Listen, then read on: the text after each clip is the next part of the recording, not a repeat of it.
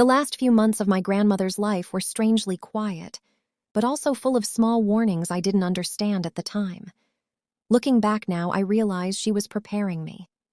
Grandma Ruth lived in a small white house at the edge of our town, the kind with a wooden porch, wind chimes that sang every time the breeze moved, and flower pots that somehow stayed alive even when winter tried its hardest to kill them. She had lived there for over 40 years. My father, Gerald, used to call it a useless old shack. But to my grandmother, it was her kingdom. And to me, it was the only place that ever truly felt like home.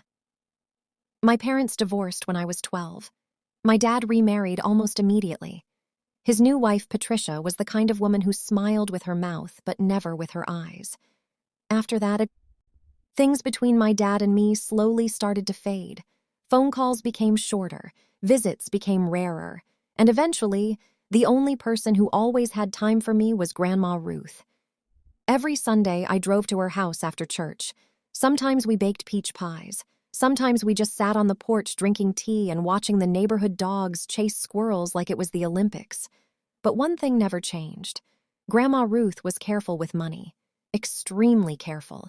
She still used coupons from newspapers. She paid every bill in cash or by check. She kept old envelopes organized inside a metal tin that looked older than both of us combined. One afternoon, while we were organizing some papers, she suddenly stopped and looked at me very seriously. "Leah," she said softly. "Yes, Grandma? Promise me something." I laughed a little. "That sounds serious." She reached for my hand and squeezed it. "If anything ever happens to me, don't let your father make decisions for you." I blinked. "What do you mean?" Her eyes moved toward the window like she was checking if someone might be listening. "Your father sees money differently than I do." I frowned. "Well, yeah, he likes spending it." She didn't laugh. Instead, she shook her head slowly. "No, sweetheart, he doesn't like spending it." She paused. "He likes taking it." At the time, I thought she was exaggerating. Every family has small conflicts about money. I assumed this was just another one, but over the next few weeks, the tension became more obvious.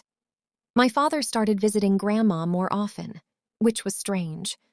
Before that, he barely called her. Suddenly, he was showing up with forced smiles and grocery bags. "Mom, you shouldn't be living alone," he'd say loudly. "Let me help manage your finances." Grandma always gave the same answer. "No thank you, Gerald. I've managed just fine for 72 years. But my father kept pushing. One evening, I arrived while they were arguing in the kitchen. Their voices were louder than usual. "You don't understand investments," my dad said sharply. "You're letting money sit there doing nothing." Grandma Ruth's voice stayed calm. "It's not nothing. It's wasting value," he snapped.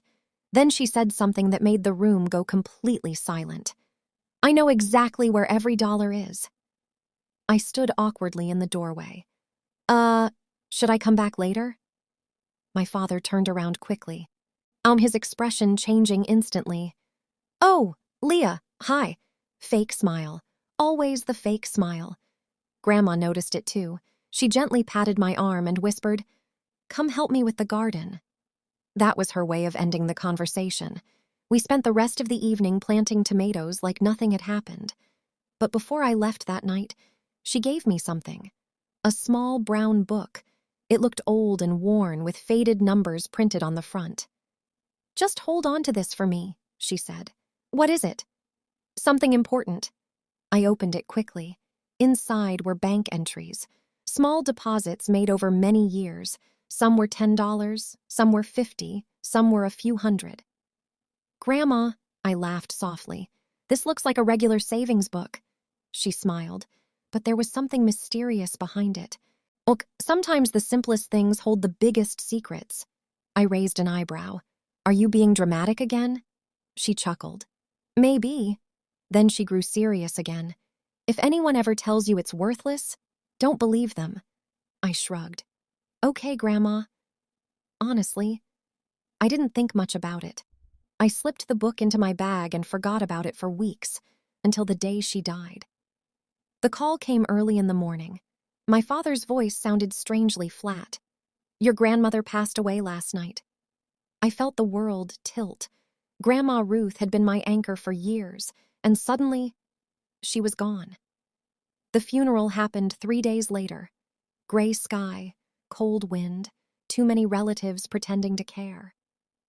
My father stood near the front, greeting people like he was hosting a business event instead of mourning his own mother. Patricia hovered beside him, whispering things in his ear.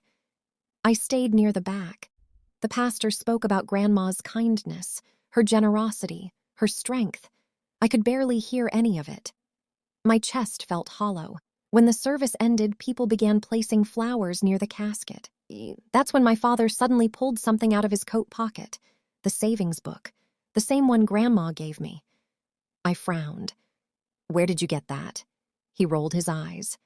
"It was in her drawer." Before I could react, he tossed it toward the casket. It landed with a dull thud against the velvet. "Let it stay buried," he said loudly. "The savings book must have stayed buried." Some relatives laughed awkwardly. "Probably had $5 in it," Patricia added. My stomach twisted. Something about their tone felt wrong. So while everyone was distracted, I stepped forward quietly. I reached into the coffin and picked up the book. My father scoffed. "Leah, seriously, it's junk." Maybe he was right, but something inside me refused to believe it, because Grandma Ruth never saved anything without a reason. And that small brown book felt heavier than it should have. The day after the funeral, I sat at my kitchen table staring at the savings book. Morning sunlight spilled across the pages. Rows and rows of tiny handwritten numbers filled the paper. Deposits dating back nearly 15 years, most of them small, $50, $25, $100. Nothing about it looked extraordinary, which made my father's reaction even stranger. Why throw it away like that? I flipped through the pages again. Near the back, something caught my eye. A folded piece of paper tucked inside. My heart started beating faster. I carefully opened it. It was Grandma's handwriting. "Leah, if you're reading this, it means Gerald probably ignored this book." "Good. Take it to Harrison Community Bank. Ask for Mr. Daniels. He will know what to do. Do not tell your father first. Trust your instincts. Love always, Grandma Ruth." I leaned back in my chair. Harrison Community Bank? That was the small bank downtown. My hands suddenly felt cold. Why would she leave instructions like that? Was this some kind of safety deposit account? Maybe a few $1,000s? Either way, I had to find out. 2 hours later, I walked into the bank. The building smelled like polished wood and old paperwork. A young receptionist looked up. "Good morning. How can I help you?" "I'm here to see Mr. Daniels." "Do you have an appointment?" "No, but I think he's expecting this." I gently placed the savings book on the counter. She glanced at it.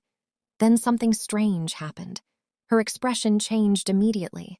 "Please wait here one moment." She disappeared through a door. 5 minutes later, a tall, older man in a suit came out. "Miss Leah Sanderson?" "Yes." He looked at the book in my hands and nodded slowly. "Please come with me." We walked into a private office. He closed the door quietly. Then he asked a question that made my stomach drop. "Did your grandmother pass away recently?" "Yes, 3 days ago." He sighed deeply. "She asked us to expect you." My heart skipped. "What do you mean?" He opened the book carefully and scanned the numbers. "This savings book is connected to something much larger." I felt dizzy. "How much larger?" He typed something into his computer. The screen reflected in his glasses. Then he looked back at me. "Your grandmother established an irrevocable trust in 2017. I blinked. "A trust?" "Yes, and you are the sole beneficiary." The room suddenly felt very quiet. What? What does that mean?" He folded his hands. "It means everything inside the trust belongs to you." My voice trembled. "How much is inside it?" He turned the monitor toward me. The number on the screen made my brain freeze. $2,347,892.41. I stared at it. That couldn't be real. There must be a mistake. Mr. Daniels shook his head. No mistake. But Grandma lived so simply. She was very disciplined, he replied. Life insurance, land sales, long-term investments, she managed it all carefully. I tried to breathe normally. Why didn't anyone know about this? He paused. Because she specifically requested privacy. Then his tone became serious. There's something else you should know. My chest tightened. What? He opened another file. Over the past year, someone attempted multiple withdrawals from a linked account. Who? The account used to have a power of attorney assigned to Gerald Sanderson. My father. But the power of attorney was revoked by your grandmother in 2017. My stomach dropped. Are you saying my dad tried to take money? Mr. Daniels nodded slowly. Yes. How much? Approximately $90,000. My head spun. 90,000? We flagged the activity immediately. And we were preparing documentation in case legal action became necessary. I leaned back in my chair. Suddenly, every argument between my father and Grandma made sense. He wasn't worried about her money. He was trying to control it. Mr. Daniels looked at me kindly. Your grandmother was very clear about one thing. What? She trusted you. Tears filled my eyes. What happens now? The trust is officially activated. And the suspicious transactions will likely trigger an investigation.